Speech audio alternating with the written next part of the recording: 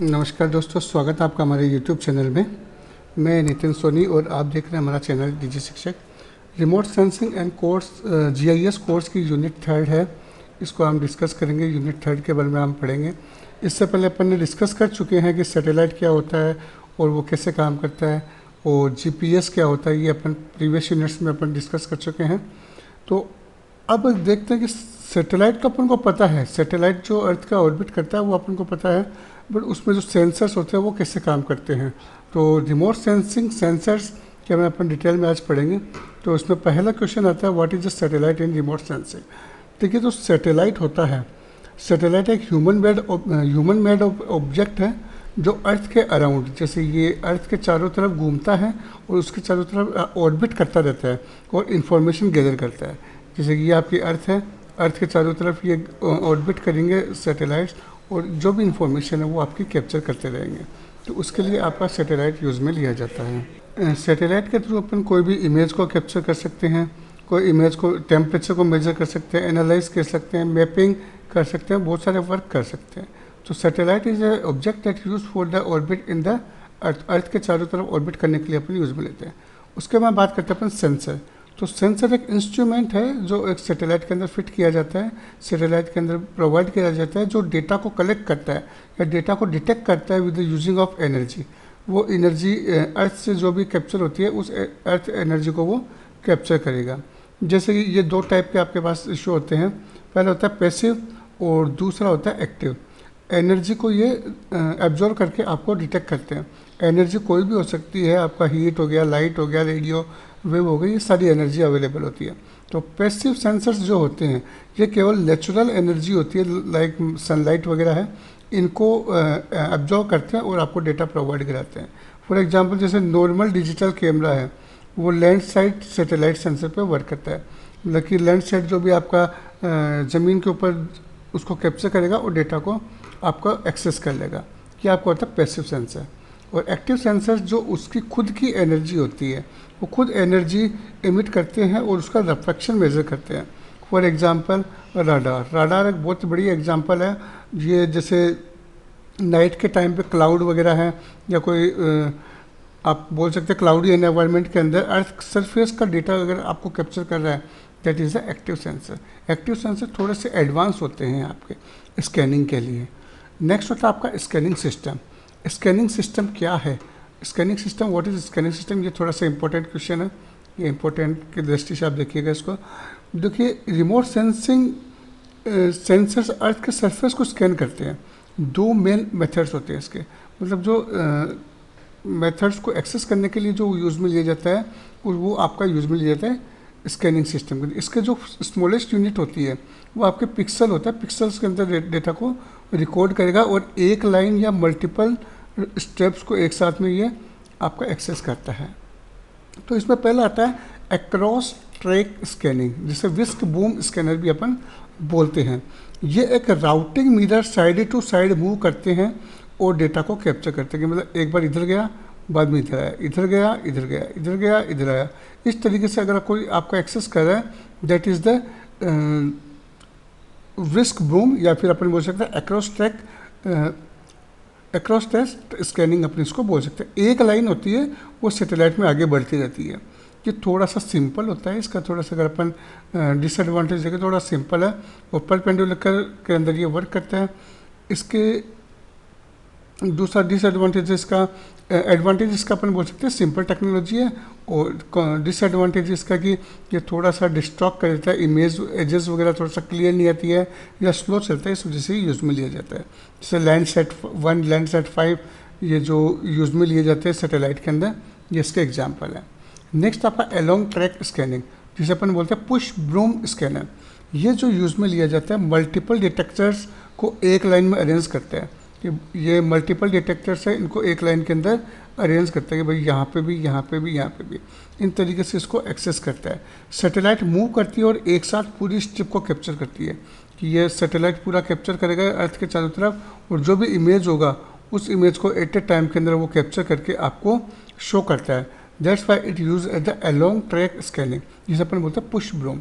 ये rotate mirror, इसमें कोई रोटेटिंग की रिक्वायरमेंट नहीं है कि सीधा एक्सेस करेगा और उसको शो करेगा। ये थोड़ा सा बेटर इमेज क्वालिटी प्रोवाइड कराता है, हाई रेजोल्यूशन प्रोवाइड कराता है, ठीक है, और लेस डिस्टॉर्शन, मतलब इसके अंदर नॉइज़ की नहीं आती कि जैसे दाने दाने से आते हैं ना इमेज के अंदर, वो नहीं आती इसके अंदर। ये थोड़ा सा मोर कॉम्प्लेक्स टेक्नोलॉजी है जो यूज़ में ली जाती है। एग्जाम्पल इसके स्पोर्ट और IRS सैटेलाइट है जो इसके अंदर यूज़ में लिए जाते हैं। नेक्स्ट है मल्टी स्पेक्ट्रल सिस्टम। ये क्या होता है? ये जो यूज़ में आता है, हर मटेरियल, जैसे कोई भी मटेरियल है लाइक सोल, वाटर या प्लांट की अपन बात करें, या स्नो हो गई, लाइट को एक अलग तरीके से रिफ्लेक्ट करता है या एब्जॉर्व करता है।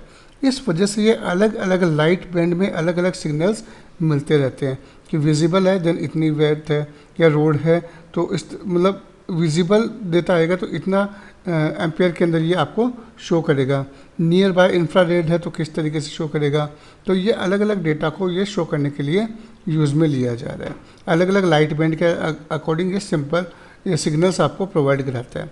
एग्जांपल देखते हैं तो जैसे हेल्दी क्रॉप है, या फिर अपन बात करें कोई फसल वगैरह काट रहा है तो उसके लिए यूज़ में लिया जाता है। एग्रीकल्चर में बहुत ही ज़्यादा यूज़ में लिया जाता है, या थर्मल IR के लिए अपन इसको यूज़ में ले सकते हैं।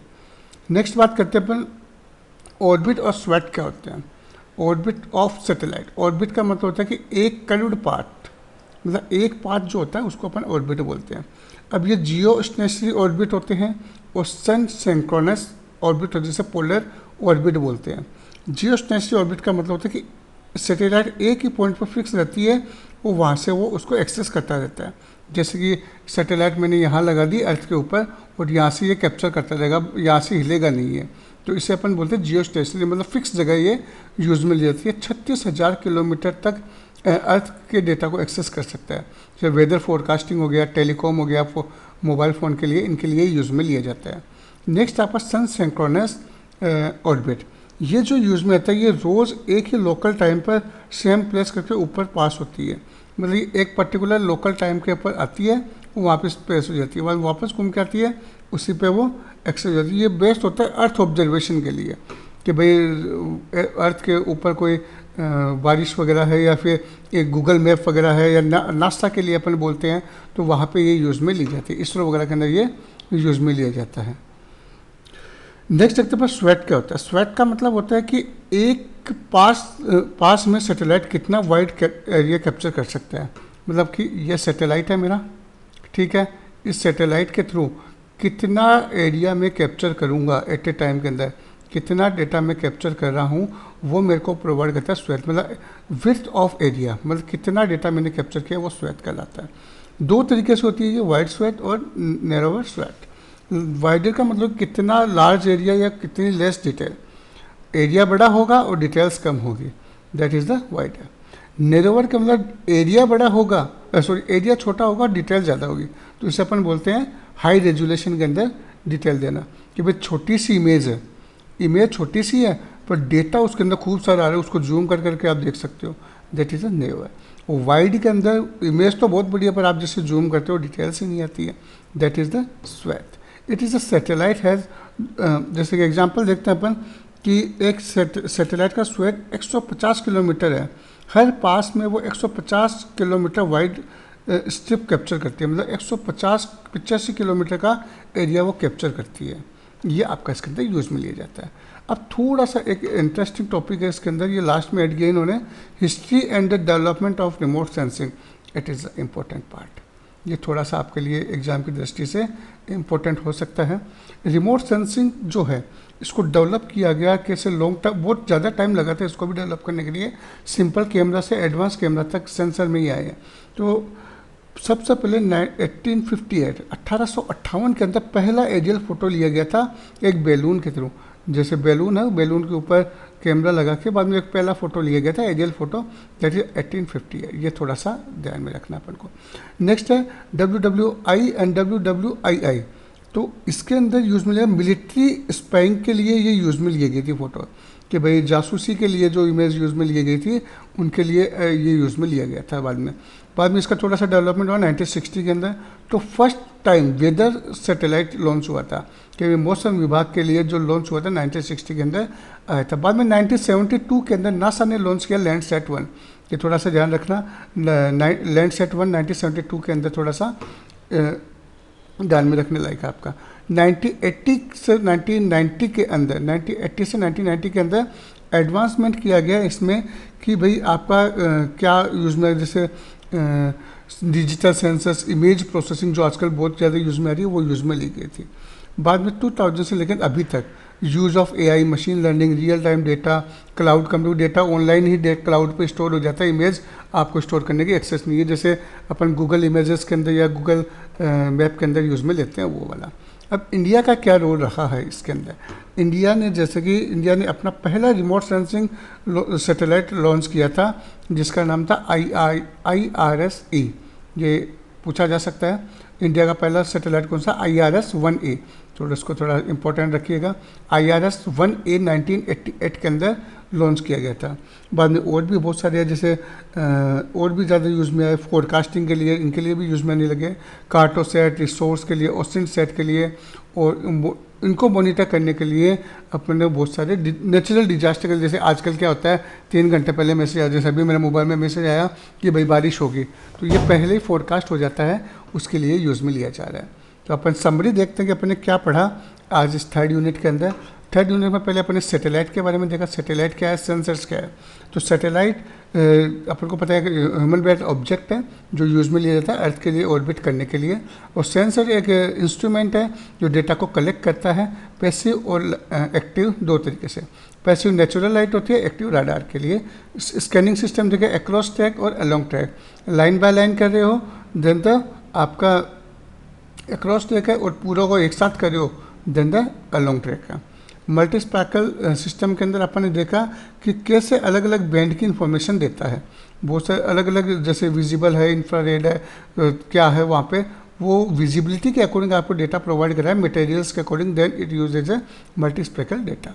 ऑर्बिट और स्वेथ की बात करें तो जियो स्टेशनरी होता है, एक तो फिक्स्ड होता है कि भाई एक पर्टिकुलर लोकेशन पर फिक्स होकर वो एक्सिस कर, सन सिंक्रोनस वो मूव करता रहेगा, एक बार यहाँ आया, दूसरी बार यहाँ आया, तीसरी बार यहाँ आया, इस तरीके से जो यूज़ में आ रहा है वो होता है सन सिंक्रोनस। श्वेत क्या होता है कि आपको लैंड के ऊपर क्या कैप्चर किया आपने, ठीक है, वो आपका यूज़ में है। हिस्ट्री अपन ने देखी कि भाई इंडिया का क्या रोल है, और 1970 के अंदर अपना जो यूज़ में आया, इसका जो फर्स्ट स्टार्टिंग हुआ था 1858 से लेके आज तक AI क्लाउड कंप्यूटिंग के साथ में ये यूज़ में लिया जा रहा है। तो ये था आपका यूनिट 3rd। यूनिट 3rd के अंदर अपन ने मोस्टली सारा जो कवर कर लिया है, ये अपन ने देखा। यूनिट 4 है वो भी अपन अपलोड कर दूंगा मैं, उसमें भी आप देखिएगा क्या है, जो भी मोस्ट टॉपिक्स है वो आप एक्सेस कर देखिएगा, और हमें एग्ज़ाम के बाद में कमेंट सेक्शन में ज़रूर बताइएगा कि आपका पेपर कैसा गया, कितने क्वेश्चन आए। Thank you for watching my video. अगर आपने सब्सक्राइब नहीं किया है तो सब्सक्राइब जरूर कीजिए, ओनली वीडियो देख के आप स्किप मत कीजिए। Thank you so much.